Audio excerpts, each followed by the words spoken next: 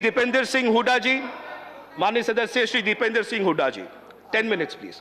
अध्यक्ष महोदय, भाजपा सरकार के लगभग 7 वर्ष के कार्यकाल में अर्थव्यवस्था के क्षेत्र में कथनी और करनी में इस सरकार के बड़ा अंतर रहा है और ये बजट भी उस कथनी और करनी के अंतर को चरितार्थ करता है। आत्मनिर्भर भारत की बात करने वालों ने स्किल डेवलपमेंट का बजट घटाने का काम किया है। संवेदनशीलता की बात करने वालों ने दिव्यांग कल्याण का बजट घटाने का काम किया, तो न्यू इंडिया की बात करने वाले सरकार ने वैज्ञानिक अनुसंधान का बजट घटाने का काम किया है। सबका साथ सबका विकास का नारा देने वाली सरकार ने अल्पसंख्यक कल्याण का बजट घटाने का काम किया है। तो राष्ट्रवाद की बात करने वाली सरकार ने जवानों की पेंशन का बजट घटाने का काम किया। किसानों की आय दुगनी करने की बात करने वाली सरकार ने कृषि बजट घटाने का काम किया है। तो भारत को विश्व गुरु बनाने की बात करने वाली सरकार ने शिक्षा का बजट घटाने का काम किया। मगर ये कथनी और करनी में अंतर केवल इस बजट तक सीमित नहीं है। 7 साल का कार्यकाल इसका गवाह। बड़े बड़े नारे दिए गए। नारा था कि 2 करोड़ रोजगार हर साल देंगे, 14 करोड़ मिल जाने चाहिए थे 7 साल में। मगर यही सरकार है जिसके कार्यकाल में पिछले साल 70 साल में सबसे अधिक बेरोजगारी के दर को सरकारी आंकड़ों के माध्यम से NSSO के सर्वे ने दिखाने का काम किया। मगर 70 साल का केवल अकलौता बेरोजगारी का रिकॉर्ड नहीं तोड़ा। 70 साल में सबसे ज़्यादा बेरोजगारी दर हुआ तो आपकी सरकार में। 70 साल में सबसे ज़्यादा डीजल पेट्रोल महंगा हुआ तो आपकी सरकार में। 70 साल में डीजल पेट्रोल पे सबसे ज़्यादा टैक्स लिया गया, पेट्रोल जीवी सरकार है, तो आपकी सरकार में। 70 साल में रुपया डॉलर के मुकाबले में सबसे नीचे गिरा, सबसे रुपया सस्ता हुआ तो आपकी सरकार में। 70 साल में NPA के माध्यम से बैंक का कर्जा सबसे ज़्यादा डूबा गया तो आपकी सरकार में। और 70 साल में गरीब अमीर के बीच में अंतर सबसे ज़्यादा बढ़ा तो आपकी सरकार में। 1% सबसे अमीर व्यक्तियों के पास 73% संपत्ति। केवल कोरोना काल में 11 सबसे अमीर जो हिंदुस्तानी हैं उनकी संपत्ति में 13 लाख करोड़ का इजाफा। जो MSP की हम मांग कर रहे हैं, MSP को लागू करने में विशेषज्ञों का आकलन है, हरीश दामोदरन का एक लेख आया है कि वो केवल 1.5 से 2 लाख में, क्योंकि जितने खरीदा जाएगा कुछ बेचा भी जाएगा, 1.5 से 2 लाख के घाटे में MSP पूरी तरीके से लागू की जा सकती है। अगर ये 13 लाख जो केवल कोरोना के टाइम में 11 सबसे अमीर हिंदुस्तानियों की संपत्ति में इजाफा हुआ, उसी पे आप टैक्स लगा दें तो जो किसान का MSP का उसका पूरा कराने का काम आप कर सकते हैं। मैं कृषि पे आऊंगा। उम्मीद थी कि ये बजट किसानों को समर्पित होगा, क्योंकि जब आपकी अर्थव्यवस्था डगमगा गई थी कोरोना में तो किसान अपने हल को लेकर निकला था, ट्रैक्टर का स्टीयरिंग पकड़ के निकला था और अर्थव्यवस्था को बचाने का काम किया था। उस समय आपकी भोजन की व्यवस्था अबाधित किसान ने देने का काम किया था। लेकिन कृषि बजट को ही आपने घटा दिया 8.5%। कृषि कानून पे बड़ी चर्चा हुई। ये कहा गया कि आंदोलन के बारे में बात करी, इन कानूनों में काला क्या है ये हमें नहीं बताया गया। मैं 2-3 बातें उसमें भी बताना चाहता हूं, काला क्या है। आपने कहा 11 राउंड बातचीत की हुई, किसान संगठनों ने कुछ काला नहीं बताया। नजरिए का फर्क है। आप इसको बड़े व्यवसायी के प्रॉफिट मार्जिन के नजरिए से देखते हैं या आप इसको किसान के जीवन मरण जीविका के नजरिए से देखते हैं। कहा गया कि बिन मांगे दिया गया, और बिन मांगे बहुत से कानून दिए गए थे। बाल कानून बिन मांगे दिया गया था, दहेज कानून, ट्रिपल तलाक बिन मांगे, कई बार अच्छे कानून बिन मांगे भी दिए जाते हैं।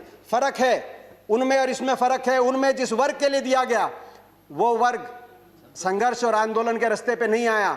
बाल कानून लागू हुआ तो दिल्ली को बच्चों ने नहीं घेरा बाल कानून वापस लिया जाए। दहेज का कानून आया तो महिलाएं धरने पे नहीं बैठी कि हमें दहेज देना है। मगर यहाँ जिस वर्ग के लिए आपने दिया वो वर्ग आज आपके दरवाजे पे आया, दिल्ली के आसपास लाखों की तादाद में बैठा है। आपने कहा मंडियां, अनुराग जी ने कहा मंडियां खत्म नहीं हुई। सही बात है, मंडी इसमें कोई प्रावधान नहीं मंडी समाप्त करने का। 2 मंडियां बन गई हैं, एक निजी मंडी जिसमें टैक्स नहीं लगेगा और एक सरकारी मंडी जिसमें टैक्स लगता है। 2 मंडी, एक देश एक विधान, एक देश एक संविधान, एक देश एक निशान, एक देश एक चुनाव, एक देश एक मार्केट। तो एक देश 2 मंडियां क्यों? किसान ही क्यों मिला आपको? एक मंडी। और ये जो टैक्स आप कह रहे टैक्स मुक्त कर दिया, टैक्स कौन देता है? खरीदार देता है इन मंडियों में टैक्स, किसान नहीं देता।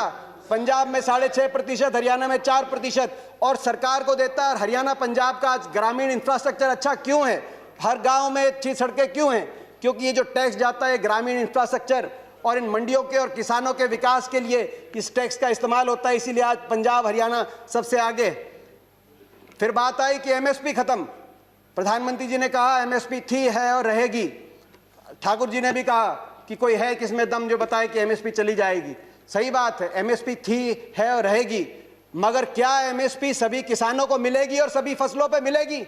प्रश्न इस बात का उठता है। आप में दम है खड़े होकर आप कह दें कि एमएसपी मिलेगी हर किसान को देश में? आज भी शांता कुमार कमेटी बताती है कि मात्र 6% से 16% तक किसानों को एमएसपी मिलती है। बाकी देश में बहुत से ऐसे प्रदेश है जहां पे एमएसपी नहीं मिलती।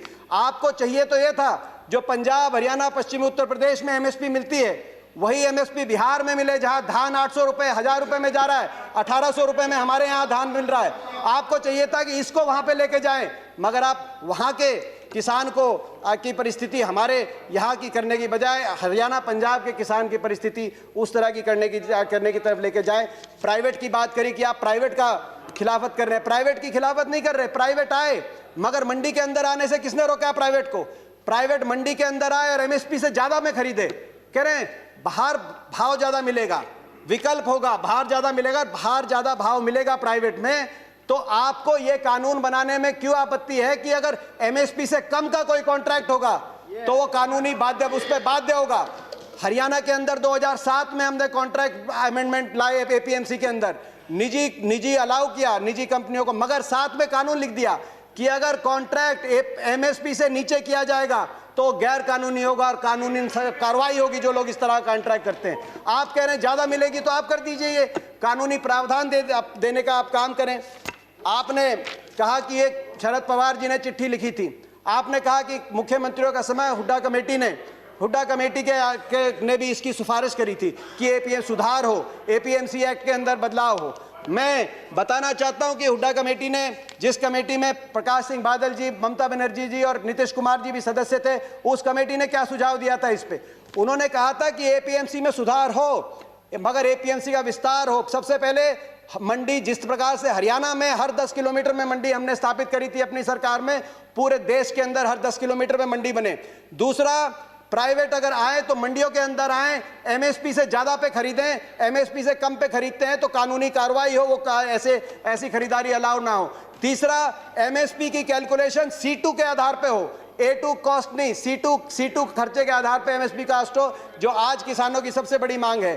चौथा, एमएसपी जो चौथे उसमें कहा कि कर्जे का जो दर है वो no discussions please, no cross talk, no cross talk. किसी और की बात रिकॉर्ड पे नहीं जा रही है। दीपेंद्र जी कंटिन्यू। ये सिफारिश थी।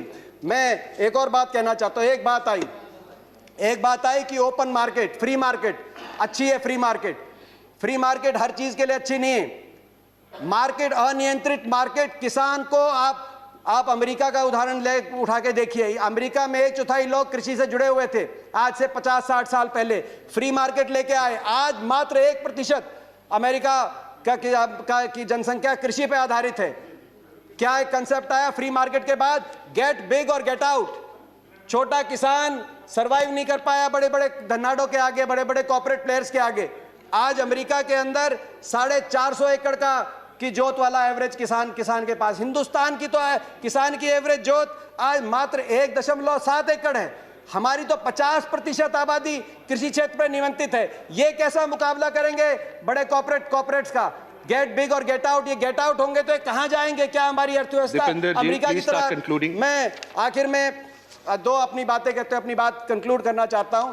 बिचौलियों की बात करी कि आपने बिचौलियों से मुक्त करा दिया, कमीशन एजेंट से मुक्त करा दिया। मैं पूछना चाहता हूं इस सदन से, ये जो बड़े बड़े धन्नाड आएंगे, बड़े कॉर्पोरेट हाउस आएंगे, टाटा, बिरला, अदानी, अंबानी, पूर्ति, ये किसकी श्रेणी में आएंगे? बिचौलिए नहीं तो ये क्या किसान की श्रेणी में आएंगे या उपभोक्ता की श्रेणी में आएंगे? ये सबसे ज्यादा अपने मुनाफे को कमाने के लिए बड़े बड़े लोग आएंगे। तो बिचौलियों की आप जो बात कर रहे हैं, आखिर में मैं अपनी बात कंक्लूड करते हुए, प्रधानमंत्री जी ने एक और बात की कि इस आंदोलन में कुछ पवित्र लोग हैं और कुछ अपवित्र लोग हैं।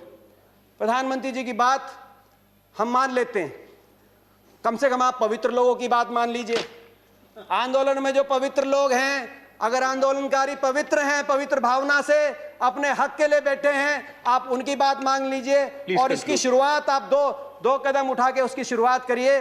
आप तुरंत, मैं मांग करता हूं, बातचीत के दरवाजे, क्योंकि आप भागे थे 11वें राउंड में बातचीत से, 12वीं बातचीत के दरवाजे खोलें। आपकी प्रजा है, अपनी प्रजा की बात मानने से आप छोटे नहीं होंगे, अपनी प्रजा की बात मानने से आपकी हार नहीं होगी। बातचीत के दरवाजे खोलते हुए, और दूसरा, जो 200 लोगों ने, 200 से ज्यादा किसानों ने अपनी जान कुर्बान करी है, उनके परिवारों के लिए आपके लिए सहानुभूति का एक शब्द नहीं निकला। कम से कम उनके परिवारों की मदद के लिए एक पैकेज की घोषणा करके विश्वास बनेगा। हम विश्वास बनाने वाले लोग हैं, विश्वास बनेगा। मैं हाथ जोड़ के आपसे प्रार्थना करता हूं, आपकी प्रजा, आपके लोग हैं, इनकी बात मानिए। आपका बहुत बहुत धन्यवाद। जय हिंद, जय जवान, जय किसान। नहीं, नॉट रिक्वायर्ड।